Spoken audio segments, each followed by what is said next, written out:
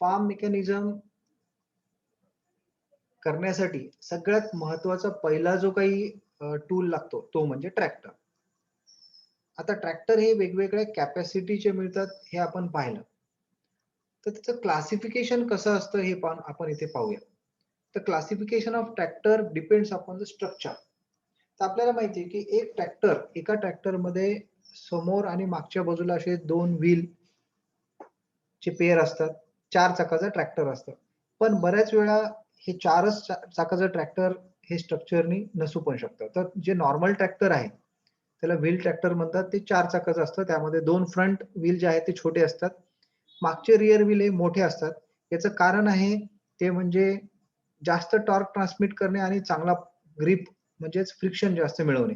याच्यासाठी मोठं व्हील केलेलं असतं. त्याच्यामध्ये ते बाउन्स होऊ नये याच्यासाठी प्राणी सुद्धा भरलेलं असतं त्यामध्ये. तर ते व्हील ट्रॅक्टर आहे.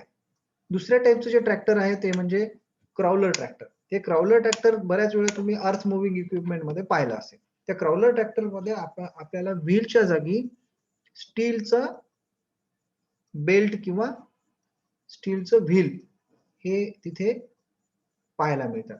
या स्टीलच्या व्हीलवर हे क्राउलिंग ट्रॅक्टर चालतं. क्राउलिंग ट्रॅक्टरचा उपयोग हा जनरली जिथे रॅम्प आहे किंवा जिथे स्लोप आहे अशा ठिकाणच्या जर फार्मिंगसाठी याचा जास्त करून उपयोग होतो.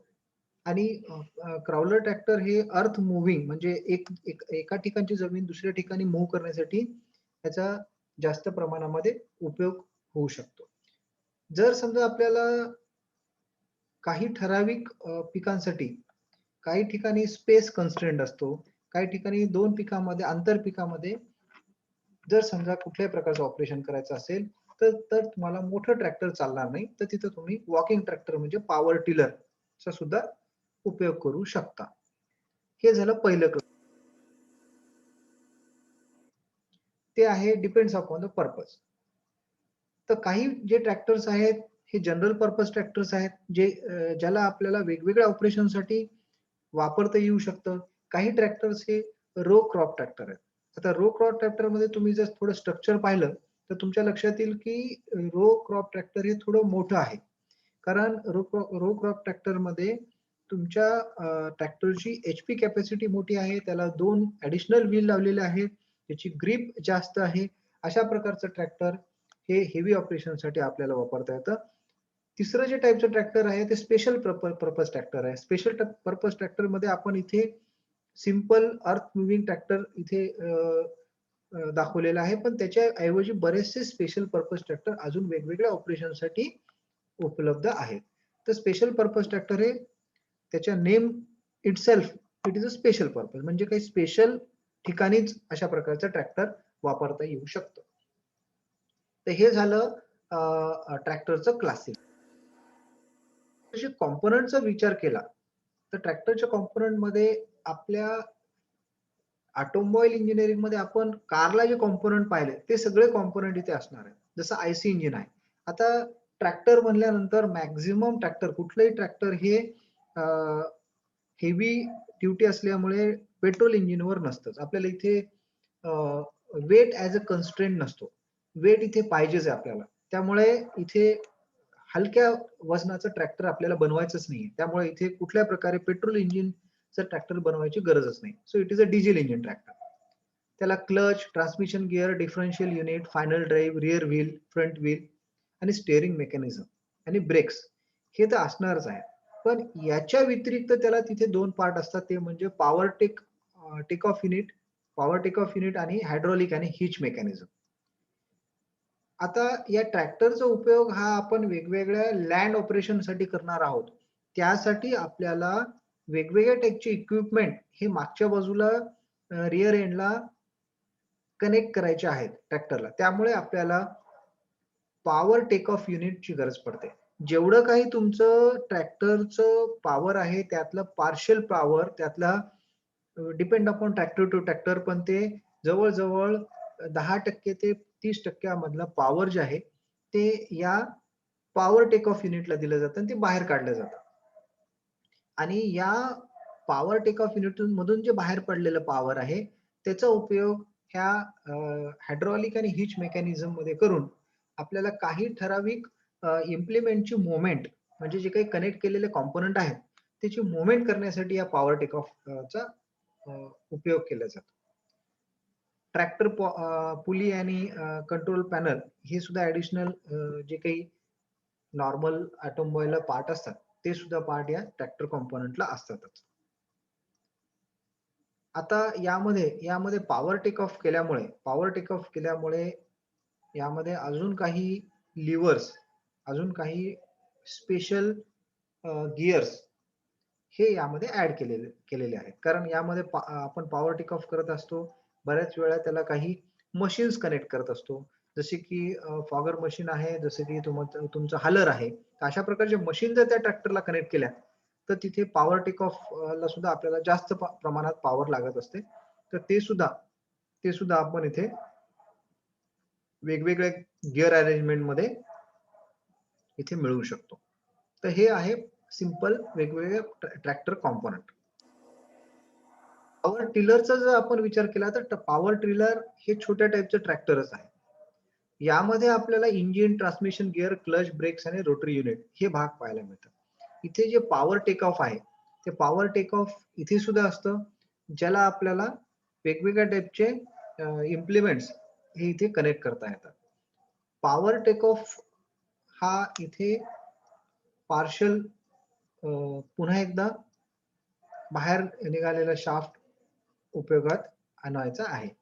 म्हणजे जसं की आपण ट्रॅक्टर मधून सुद्धा पॉवर टेक ऑफ करतो तसंच टिलर मधून सुद्धा काही प्रमाणामध्ये पॉवर ही बाहेर काढत असतो आणि त्याचा उपयोग वेगवेगळ्या ऑपरेशनसाठी करत असतो.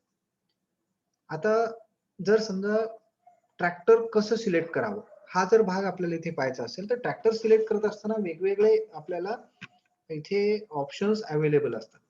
जर समजा छोटा शेतकरी आहे, छोटा शेतकरी याचा अर्थ की ज्याची लँड होल्डिंग ही 2 हेक्टर पेक्षा कमी आहे, म्हणजे त्याला 5च एकर जमीन आहे फॉर एक्झाम्पल, तर अशा ठिकाणी त्याला पर हेक्टर 2 HP हे प्रमाण इथे घ्यावं लागतं. याचाच अर्थ असा आहे की मिनिमम समजा जर 1 किंवा 2 हेक्टर जमीन आहे तर तुम्हाला मॅक्झिमम 20 HP किंवा 25 HP चं ट्रॅक्टर ही सफिशियंट असेल. तुमच्याकडे जर समजा एक 50 एकर जमीन आहे तर तुम्हाला 25 HP पर्यंत 25 ते 30 HP पर्यंत ट्रॅक्टर हे कामाला येऊ शकतं. पण त्याच्यापेक्षा जर समजा तुमच्याकडे जास्त जमीन असेल तर तुम्हाला 40 HP, 50 HP, 60 HP पर्यंत ट्रॅक्टर हे उपयोगाला आणता येतं. कारण तुम्ही जेवढा जास्त ट्रॅक्टरचा HP वाढवाल तेवढा आपल्याला लवकरात लवकर ते ऑपरेशन्स करता येतात. त्यामुळे तुम्ही जर समजा पॉवर टिलर घेतलं आणि 50 एकर जमीन तुमच्याकडे असेल तर तुम्हाला जो लागणारा वेळ आहे तो खूप जास्त लागेल, कारण तुम्हाला तिथं नांगरणी करताना किंवा वेगवेगळे ऑपरेशन करताना इम्प्लिमेंट जे आहेत, जे काही कनेक्टेड टूल्स आहेत ते छोटे-छोटे आणि कमी प्रमाणात लावावे लागतात. ते जर तुम्ही मोठं ट्रॅक्टर यूज केलं तर तुम्हाला एकाच वेळेस जास्त एरिया हा टिलिंग किंवा प्लॉइंग किंवा हॉरिंग करता येतो. म्हणजेच नांगरणी करण्यासाठी जास्तीत जास्त एरिया हा कव्हर करता येतो. Cropping pattern. आता तुम्ही जर समजा वेगवेगळ्या ऍग्रीकल्चर असेल, हॉर्टिकल्चर असेल, फ्लोरिकल्चर असेल, वेगवेगळ्या प्रकारची जमीन वेगवेगळ्या प्रकारच्या क्रॉपिंगसाठी वापरल्या जाते.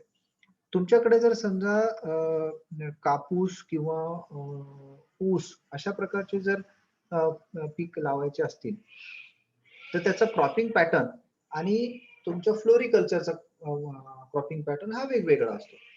जनरली 2 क्रॉप मध्ये आपल्याला जर समजा फॉर एक्झाम्पल बनाना प्लांटेशन असेल, तुम्ही जर समजा केळी लावलेली आहे तर केळी लावत असताना तुम्हाला 2 केळीच्या झाडामध्ये 4 फुटाचं किंवा 6 फुटाचं अंतर हे ठेवणं अपेक्षित आहे, जेणेकरून तुम्हाला इंटर प्लांट कल्टिवेशन किंवा 2 पिकाच्या मधलं जर काही प्रोसेसेस करायचे असतील तर ते प्रोसेसेस करता येऊ शकतात. तर त्यासाठी तुम्हाला ठराविक जर समजा तुमच्याकडे फ्लोरिकल्चर असेल, फ्लोरिकल्चर हे गार्डनिंग मध्ये येतं. म्हणजे तुम्ही जर फुलाची झाडं लावली असतील, हॉर्टिकल्चर असेल, तुम्ही जर समजा फळबागा लावल्या असतील तर हॉर्टिकल्चर किंवा फ्लोरिकल्चर मध्ये 2 झाडामधलं डिस्टन्स हे खूपच कमी असतं.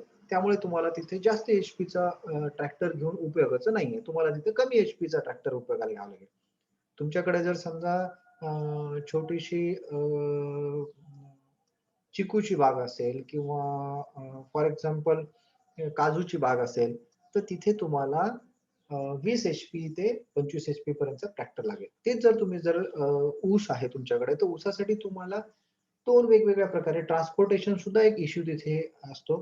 तर ट्रान्सपोर्टेशनसाठी तुम्हाला 40 ते 50 एच-पी पर्यंत किंवा त्यापेक्षा जास्त ट्रॅक्टर तुम्ही तिथे यूज करू शकता. तर क्रॉपिंग पॅटर्न वरही तुमचं ट्रॅक्टर हे सिलेक्शन आहे. Soil condition. आता सॉइलचा आपण विचार केला तर सॉइल ह्या वेगवेगळ्या प्रकारच्या असतात. जसं की ब्लॅक कॉटन सॉइल अगदी काळी जमीन ज्याला म्हणतो आपण. जसं की खानदेशातली जमीन आहे. तर ब्लॅक कॉटन सॉइल असेल किंवा लालसर अ, जी काही आयर्न ऑक्साईडची जमीन असेल जशी की कोकणामध्ये असेल किंवा तुमच्याकडे काही भुरी किंवा अ, खरबाड जमीन किंवा ज्याला आपण मुरमाड जमीन असं म्हणतो. जशी की जी की तुम्हाला ती आपल्या उस्मानाबाद, सोलापूर, लातूर या भागात मिळू शकते किंवा जिथे नदी आहे, त्या नदीकाठची तुम्हाला ब्लॅक कॉटन सॉइल जसं की गोदावरी काठची जी काही खोऱ्यातली जमीन आहे, ही आपल्याला ब्लॅक कॉटन सॉइल मिळू शकते. काही ठिकाणी रेताड जमीन मिळू शकते. काही ठिकाणी ब्लॅक असेल तर काही ठिकाणी व्हाईटिश जमीन असते. म्हणजे सॉइलची कंडिशन कुठली आहे? जर समजा तुमची सॉइलची कंडिशन जर समजा पाण्याला धरून ठेवणारी असेल का निचरा होणारी असेल, याच्यावर सुद्धा तुमचं ट्रॅक्टर अवलंबून आहे. तुम्ही जर समजा पाण्याला धरून ठेवणारी ब्लॅक कॉटन सॉइल असेल, तर तुम्हाला तिथे नांगरणी करण्यासाठी खूप जास्त एच-पीचं ट्रॅक्टर लागतं. कारण ती जमीन ही खूपच पाणी होल्ड करून ठेवणारी असल्यामुळे खूप जास्त गच्च असते किंवा खूप जास्त त्याला डेन्सिटी खूप जास्त असते. मग अशा प्रकारच्या डेन्स जमिनीला नांगरणी करण्यासाठी जास्त पॉवर लागणार आहे. तर soil condition also differ. Climate condition. तुमच्याकडे आपल्याला माहिती आहे, की भारतामध्ये बऱ्याच ठिकाणी ही मध्यम प्रतीची जमीन असते. या मध्यम प्रतीच्या जमिनीमध्ये मुरमाड जमीन किंवा रेताड जमीन असते. तर तिथे तुम्हाला पाणी सुद्धा कमी पडत असतं. क्लायमेट कंडिशन तिथे कमी असते. कमी पाणीवर चालणारं कोरडवाहू जमीन जर असेल, तर तुम्हाला जास्त प्रमाणामध्ये एच-पीचे ट्रॅक्टर लागणार नाही. पण तेच जर तुमच्याकडे खूप सारे खूप इरिगेटेड जमीन आहे. तुमची जमीन ही खूप सारं पाणी देऊन ठेवलेली आहे. जसं की ऊस किंवा केळीचं असतं. तर तिथे तुम्हाला क्लायमेट कंडिशन म्हणजे तिथे तुम्हाला पाण्याची जमीन असेल, तर तिथे तुम्हाला मोठ्या एच-पीचा ट्रॅक्टर हा उपयोगाला पडू शकतो. रिपेअरिंग फॅसिलिटी असेल किंवा रनिंग कॉस्ट असेल. जसं-जसं तुम्ही ट्रॅक्टरचे एच-पी वाढवत जाल, तसं-तसं तुमचा रनिंग कॉस्ट आणि रिपेअरिंग कॉस्ट सुद्धा वाढत जाणार आहे. कारण तुम्ही तुमच्याकडे आजूबाजूला किती प्रमाणामध्ये रिपेअरिंग फॅसिलिटी आहे, त्याच्यावरून सुद्धा तुम्ही तुमचं ट्रॅक्टर हे ठरवू शकता. ज्या डिस्ट्रिक्टमध्ये किंवा ज्या गव्हर्नमेंटच्या पॉलिसीजमध्ये एखाद्या पर्टिक्युलर प्रकारच्या ट्रॅक्टरचं ब्रँड हा मेन्शन केलेला आहे, तोच ब्रँड तिथल्या डिस्ट्रिक्टमध्ये चालू शकतो. तर अशा प्रकारची रिपेअरिंग फॅसिलिटी असेल, तरच तुम्ही ते ट्रॅक्टर घेऊ शकता. त्यानंतर इनिशियल कॉस्ट आणि रिसेल व्हॅल्यू सुद्धा महत्वाचं आहे. कारण जेवढी जास्त इनिशियल कॉस्ट, तेवढं एच-पी जास्त असतं. तुम्ही तुमचं पॉवर टिलर जे आहे, साधं जर पॉवर टिलर तुम्ही घेतलं, तर ते 15 ते 20 एच-पीचं मॅक्सिमम पॉवर टिलर हे तुम्हाला 2-3 लाखामध्ये मिळून जाईल. तेच जर समजा तुम्ही 20 एच-पीचं ट्रॅक्टर घेतलं, तर ते तुम्हाला 4 लाखापेक्षा कमी मिळणार नाही. तर ₹4,00,000 ते 20 लाखापर्यंतचे वेगवेगळे ट्रॅक्टर हे स्पेशल पर्पज ट्रॅक्टर हे अवेलेबल असतात. नॉर्मल जे ट्रेंड असतो ट्रॅक्टरचा तो म्हणजे 40 ते 50 एच-पीचा ट्रॅक्टर ही सगळ्या प्रकारच्या कामाला उपयोगाला येऊ शकतं. तर मॅक्सिमम तुम्ही 30 ते 50 हे रेंज पकडू शकता. तर ते ट्रॅक्टर तुम्हाला 5 ते 8 लाखामध्ये उपलब्ध होऊ शकतं. तर हे आजची कंडिशन आहे. कदाचित ती प्राइस आणि सगळं काही व्हेरी होऊ शकतं. तर हे इनिशियल कॉस्ट आणि रिसेल व्हॅल्यू हे सुद्धा त्यासाठी महत्वाचे आहेत. टेस्ट रिपोर्ट अर्थातच सगळे प्रत्येक कंपनी ही आपले ट्रॅक्टर ही टेस्ट रिपोर्ट ही चांगल्या प्रकारेच असते. तर ते सुद्धा एक महत्वाचं आहे.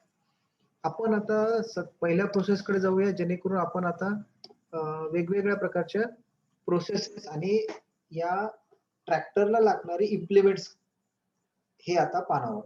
सगळ्यात पहिली प्रोसेस आहे टिलेज. आता टिलेज म्हणजे नांगरणी. नांगरणी आपण कशासाठी करतो?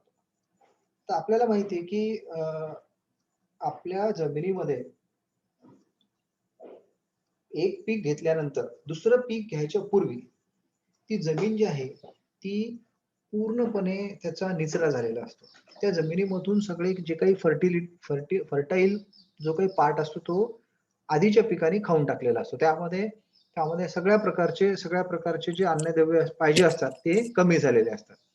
आता आपल्याला यामध्ये पुन्हा एकदा दुसरं पीक घ्यायच्या पूर्वी त्याला फर्टाईल करणं गरजेचं आहे. त्याला सुपीक करणं गरजेचं आहे.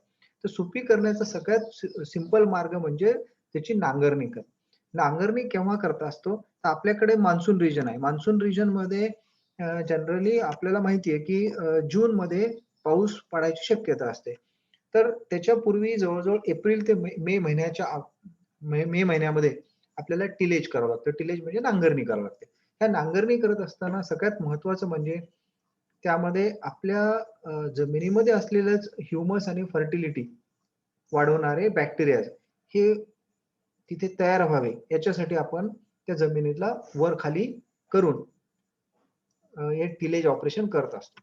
तर सगळ्यात महत्त्वाचं म्हणजे की आपल्या जमिनीमध्ये जर समजा वीड्स म्हणजे गवत, तण किंवा वेगवेगळ्या प्रकारचे प्लांट हे जर आपल्याला जर काढून टाकायचे असतील तर नांगरणी गरजेचं आहे. जर समजा तुमच्या जमीन भुसभुशीत केली तर त्याच्यामध्ये एरिएशन होतं म्हणजे त्याच्यामध्ये ऑक्सिजन आणि नायट्रोजनचं प्रमाण हे वाढतं आणि ते ऑक्सिजनचं नायट्रोजनचं प्रमाण वाढलं तर तुमच्या मुळांना नायट्रोजनमुळे अन्नद्रव्य तयार करण्यासाठी महत्वाचं घटक मिळतात. म्हणून त्याला नांगरणी करणं गरजेचं असते. तुमच्या जमिनीची वॉटर ऍब्सॉर्बिंग कॅपॅसिटी वाढवणे हे सुद्धा त्याचा एक भाग आहे किंवा तुमच्या जमिनीमध्ये असलेले अनवॉन्टेड इन्सेक्ट्स, अनवॉन्टेड पेस्ट हे सुद्धा मारून टाकण्यासाठी हे काढून टाकण्यासाठी सुद्धा नांगरणी करणं गरजेचं असतं किंवा तुमच्या जमिनीची धूप थांबवण्यासाठी सॉइल इरोजन हे थांबवण्यासाठी सुद्धा तुमची नांगरणी करणं हे गरजेचं आहे. आता थोडंसं डीप मध्ये यामध्ये वेगवेगळ्या टाईपची नांगरणी आपण पाहणार आहोत. मिनिमम असेल किंवा स्ट्रीप नांगरणी, रोटरी टिलेज, मल्च टिलेज आणि कंबाईन टिलेज. त्याच्यापूर्वी सगळ्यात महत्वाचं एक तुम्ही इथे तुमच्या माइंडमध्ये ठेवून घ्या की टूल म्हणजे काय, इम्प्लिमेंट म्हणजे काय आणि मशीन म्हणजे काय. टूल याचा अर्थ असा आहे की कुठल्याही प्रकारचं धातूचं टूल किंवा लाकडाचं टूल जे की इंडिव्हिज्युअली वापरता येतं. जसं की आपला फावडा आहे, जसं की आपल्याला खुरपा आहे, सिकेल आहे. तर हे जे आहे हे टूल झालं. इम्प्लिमेंट कशाला म्हणतो आपण की टेक ऑफ पॉवर. आता आपल्याला माहिती आहे की आपल्या ट्रॅक्टरमधून पॉवर येणार आहे. त्या पॉवरचा उपयोग करून त्याला जी काही अटॅचमेंट लावल्या जाते त्याला इम्प्लिमेंट म्हणतात. ते इम्प्लिमेंट आणि टूल मध्ये फरक काय आहे तर tool is connected to implement. इम्प्लिमेंटला टूल कनेक्ट केलं जातं. ओके. तर याच्यामध्ये कुठल्याही प्रकारचं मूव्हिंग पार्ट नसतो. त्याला डायरेक्टली ते इक्विपमेंट लावलेलं असतं आणि ते वर किंवा खाली हे होत असतं. हे आपण हिच मेकॅनिझम किंवा हायड्रॉलिक मेकॅनिझमनी हे इम्प्लिमेंट वर किंवा खाली करतो. पण एकदा खाली केल्यानंतर त्याला कुठल्याही प्रकारचं इंटरनल मूव्हिंग पार्ट नसतो. ते जर समजा तुमच्या ट्रॅक्टरला एखादं हार्वेस्टर लावलं किंवा त्याला जर हालर लावलं तर त्याला आपण मशीन म्हणतो. So that is difference. Okay. Tool, implement आणि मशीन. अर्थातच इम्प्लिमेंट्स हे जनरली आपल्याला प्रत्येक ट्रॅक्टरला लावलेले आपण पाहतो. मशीन लावण्यासाठी त्याला स्पेशल अरेंजमेंट लागते. आज आपण आता क्लासिफिकेशन पाहूया प्रायमरी टिलेजवर. प्रायमरी टिलेज याचा अर्थ असा आहे की डीप नांगरणी, जिथे की आपण खोलवर नांगरणी ज्याला म्हणतो त्याला आपण प्रायमरी टिलेज म्हणतो. आणि सेकंडरी टिलेज म्हणजे जिथे आपण नांगरणी व्यतिरिक्त अजून जे काही ऑपरेशन करतो त्याला आपण सेकंडरी टिलेज म्हणतो. तर प्रायमरी टिलेजचे एक एक प्रकार आपण इथे पाहूया. सगळ्यात पहिला प्रकार जो आहे ते म्हणजे कंट्री ऑर इंडिजिनस प्लॉव. आता कंट्री प्लॉव किंवा इंडिजिनस प्लॉव हा नांगराचा सगळ्यात पहिला प्रकार आहे. आता हा प्रकार मला इथे एक्सप्लेन करायची सुद्धा गरज नाही कारण प्रत्येकालाच आपल्याला माहिती आहे की एका पर्टिक्युलर बैलाच्या जोडीला त्याला जू ठेवून त्याला एक बीम लावून त्याच्या खालच्या बाजूला एक लाकडाचा नांगर लावला जातो. त्याला जनरली एक छोटासा मेटलचा जो काही स्पेअर असतो तो कनेक्ट केलेला असतो आणि त्याच्याने आपण ती नांगरणी करत असतो. So this is a traditional method. सगळ्यात कंट्री प्लॉव म्हणजे ट्रॅडिशनल मेथड आहे. याच्याने आपण अशा प्रकारची नांगरणी करून देतो. पण ह्याच्यात सगळ्यात महत्वाची गोष्ट अशी आहे की अँगल आणि फोर्स त्यामध्ये इथे जो जूला कनेक्ट केलेला जो बीम आहे, आपल्याला आपल्याला माहिती आहे की दोन बैलाच्या खांद्यावर तो जू ठेवलेला आहे आणि त्याच्यातून एक आपण पोल किंवा बीम काढलेला आहे किंवा शाफ्ट काढलेला आहे आणि तो शाफ्ट जो आहे तो आपण मागच्या नांगराला कनेक्ट केलेला आहे. तर त्याचा अँगल हा महत्वाचा आहे. तुम्ही जर तो अँगल जसा जसा वाढवला, तो अँगल जसा जसा कमी केला तसं आपल्याला डीप जाता येतं. तुम्ही जसा जसा अँगल वाढवला तसं तसं आपल्याला जास्त डीप जाता येते. तुम्हाला जर समजा खोलवर नांगरणी करायची असेल तर तुम्हाला तो अँगल जितका कमी ठेवता येईल तितका कमी ठेवा, जेणेकरून तुम्हाला खोलवर नांगरणी करता येईल. पण जसं तुम्ही तो अँगल कमी करत गेला तसं तसं तुम्हाला जास्तीत जास्त फोर्स लावावा लागेल, जेणेकरून ते मध्ये डीप पर्यंत जाऊ शकेल. तर हँडल जे आहे ते हँडल त्यासाठीच वापरता येतं की हँडल हे जे आहे जे वरच्या बाजूला आहे त्याच्यावरून आपण त्याला किती फोर्स देऊन किती डीप मध्ये ते घालवता येईल किंवा डीप मध्ये नांगरणी करता येईल हे आपण ठरवू शकतो. तर कंट्री आणि इंडिजिनस प्लाऊ हे सगळं पूर्णपणे स्किलफुल वर्कर आहे. स्किलफुल वर्क आहे. तर स्किलफुल वर्क आहे म्हणजे जे काही फोर्स लावायचा आहे, जो काही अँगल ठेवायचा आहे, एव्हरीथिंग प्रत्येक गोष्ट हे शेतकरी डिसाईड करणार आहे. ती जमिनीचा प्रत पाहून त्याच्यावरून हे डिसाईड केलं जातं. त्यामुळे it is a skill work. तर समजा तुम्ही कुठल्या प्रकारचं स्किल नसेल आणि अशा प्रकारचं कंट्री प्लॉव चालवायला घेतला, तर नांगरणी ही चांगल्या प्रकारे होणार नाही. दुसऱ्या प्रकारचा जो आहे ते मोल्ड बोर्ड प्लॉव. आता मोल्ड बोर्ड प्लॉव जो आहे, तो तुम्हाला आपल्या ट्रॅक्टरच्या मागच्या बाजूला इम्प्लिमेंट म्हणून लावता येतो. ओके. हा जो मोल्ड बोर्ड प्लाऊ आहे याला सुद्धा खाली शेअर आहे जे डायरेक्टली शेअरिंग आउट करणार आहे. कारण इथे आपल्याला जमीन शेअर आउट करायची आहे. जमीन शेअर आउट करायची म्हणजे त्याला एक ठराविक अँगलनी शेअर आउट केला तर तुम्हाला इझिली शेअर आउट करता येते. तर तुम्हाला माहिती आहे की तुम्ही स्ट्रेंथ ऑफ मटेरियल मध्ये शिकलेले आहेत की शेअर अँगल मॅक्झिमम 45 ला असतो. तर तो 45 डिग्रीला तो अँगल लावून जर आपण प्लॉविंग केलं तर आपल्याला चांगल्या प्रकारे नांगरणी करता येते. तर बोर्ड प्लाऊ जो आहे त्याचे 4 प्रकार असतात. General purpose, stubble type, breaker type आणि स्लेट टाईप. थोडं फार मॉडिफिकेशन करून ठराविक जमिनीसाठी हे 4 टाईप केलेले. जनरल पर्पज म्हणजे तुमची जर समजा मध्यम प्रतीची जमीन आहे, तुमच्या जमिनीतून निघालेले ढेकळे हे कमी प्रकारचे मध्ये मिडियम टाईप आहेत, तर तुम्हाला लॉंग मोल्ड मोल्ड बोर्ड लागेल. त्याला ट्विस्टिंग जे आहे ते ग्रॅज्युअल असेल, तर ते जनरल पर्पज झालं. तुम्ही तिथे वर फिगर पण पाहू शकता. जर समजा त्याला त्या मोल्ड बोर्डला कर्वेचर दिलाय, त्याला एक प्रकारे आकार दिलेला आहे, तर कर्वेचर आहे पण तो शॉर्ट आहे. तर अशा प्रकारचा मोल्ड बोर्ड हा त्या जमिनीच्या जे काही माती आहे ती माती वर काढल्यानंतर त्याला पल्वराइज करायची प्रोसेस जी आहे ती चांगल्या प्रकारे करू शकते.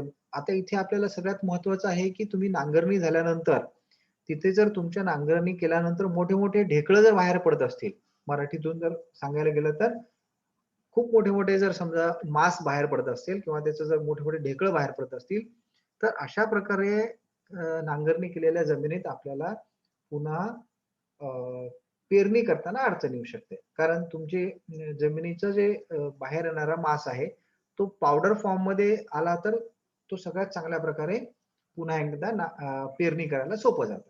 तर त्यासाठी हे वेगवेगळ्या टाईपचे अटॅचमेंट आहेत. हे प्रत्येक प्रकारच्या जमिनीसाठी वेगवेगळे असू शकतात. आता हे ब्रेकर टाईप जे आहे ते ब्रेकर याचाच अर्थ असा आहे की याला खूप मोठा लॉंग बोर्ड असतो आणि या बोर्डमुळे त्याला कर्वेचर पण दिलेला असतो आणि या कर्वेचरमुळे जी काही जमिनीचं बाहेर पडणार आहे नांगरणीनंतर तो पल्वराइज म्हणजे त्याला बारीक करून तिथल्या तिथे छोटे छोटे तुकडे करायची जी प्रोसेस आहे ती सुद्धा प्रोसेस या ब्रेकर टाईप मोल्ड ब्रो मध्ये चांगल्या प्रकारे केल्या जाऊ शकते. स्लेट टाईप हा अजून एक त्यातलाच पार्ट आहे जे स्लेट्स म्हणजे पट्ट्या लावलेल्या असतात.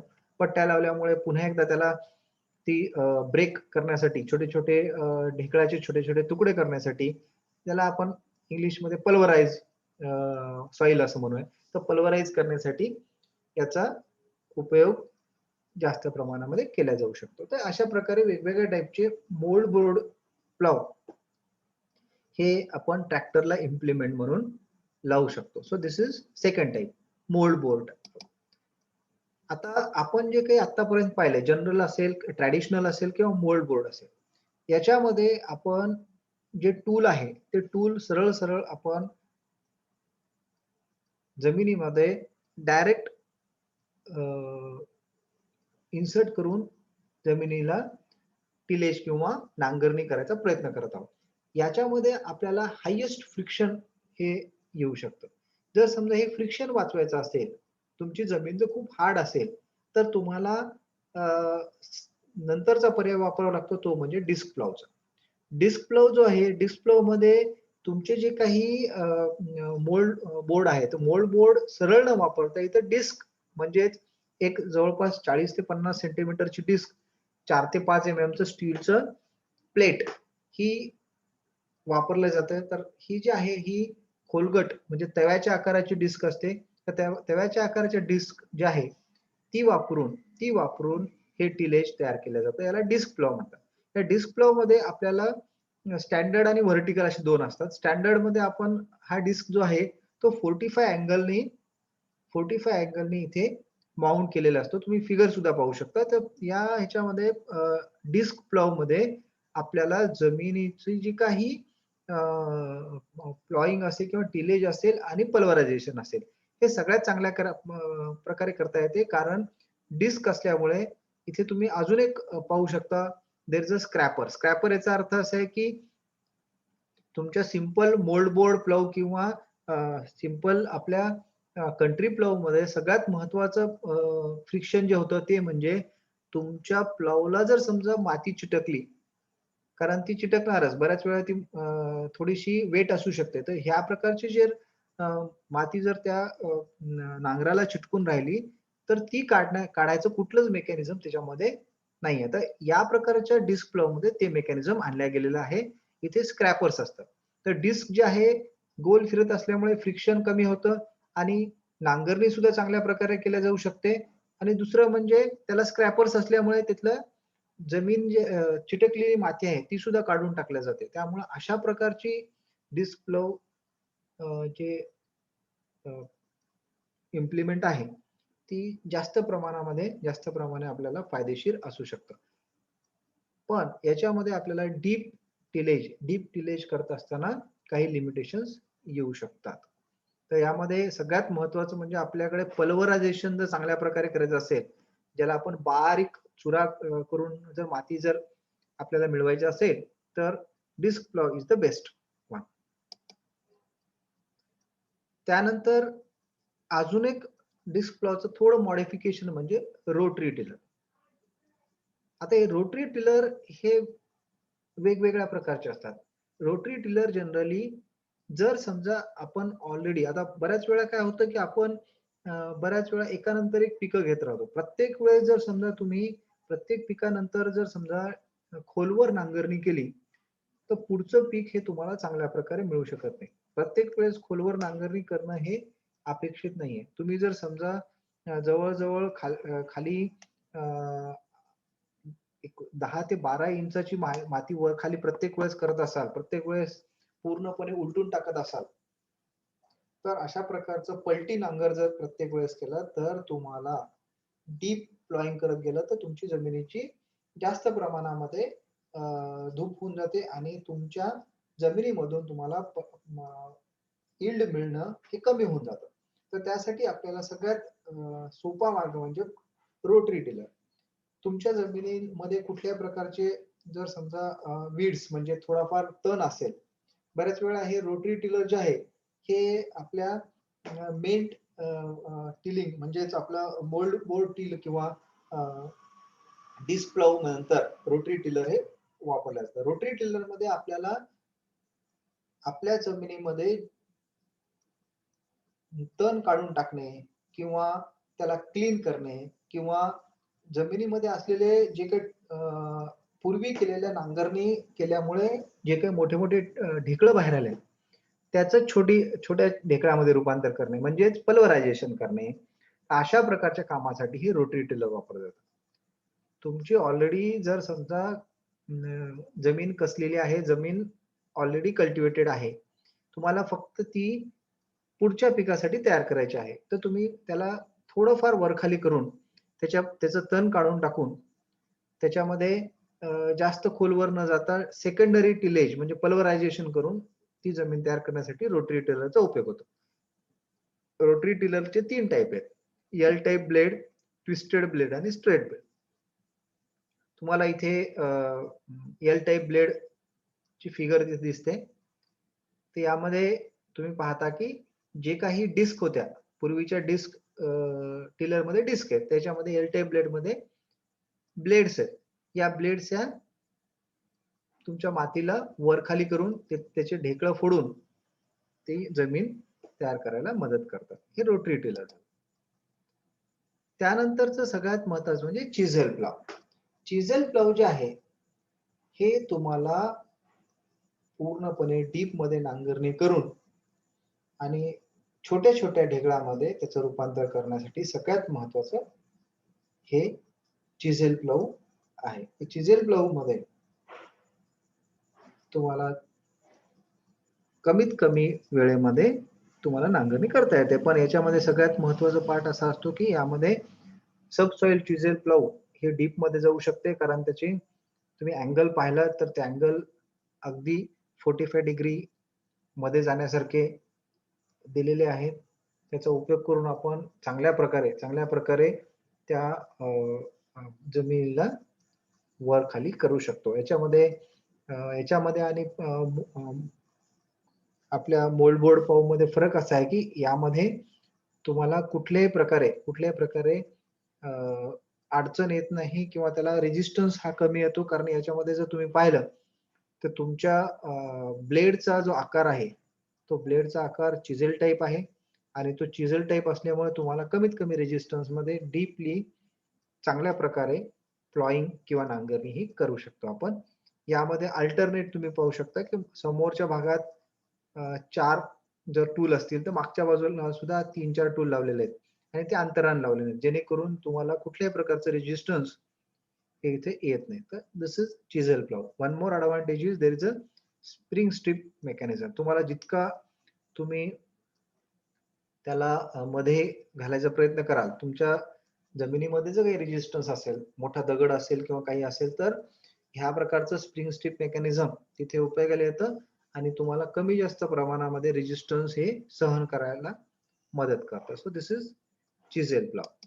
So this completes almost about the primary tillage operation जे आहेत म्हणजे नांगरणी. फक्त नांगरणीचे ऑपरेशन आज आपण पाहिले. तर इथे नांगरणीचे ऑपरेशन करत असताना प्लॉ असेसरीज हे सुद्धा माहिती असणं गरजेचं आहे कारण या प्लॉ असेसरीज आपल्याला परीक्षेमध्ये विचारलं जातं. तर या प्लॉ असेसरीज मध्ये सगळ्यात जर समजा पाहिलं तर कॉल्टर. तर तुम्ही कॉल्टर तिथे तुम्हाला दिसते. कॉल्टर काय करतं तर कॉल्टर हे तुमच्या शेअरच्या समोर एक व्हील लावलेलं आहे जे व्हील त्या शेअरला गाईड करतं की समोर जर समजा कुठल्या प्रकारचं ऑब्स्टॅकल असेल तर ते रिमूव्ह करणे किंवा त्याला एक प्रकारची लाईन देणे याच्यासाठी हे कॉल्टर हे समोरच्या बाजूला व्हील लावलेलं आहे. जॉइंटर याचा अर्थ की तुमचं जे काही हिच मेकॅनिझम आहे ते हिच मेकॅनिझमला जॉईन करण्यासाठी जॉइंटर हे लावलं जातं. त्याच्यानंतर जर समजा तुम्ही गेज व्हील किंवा लँड व्हील पाहिला तर गेज व्हील आणि लँड व्हील हे असे दोन प्रकार आहेत.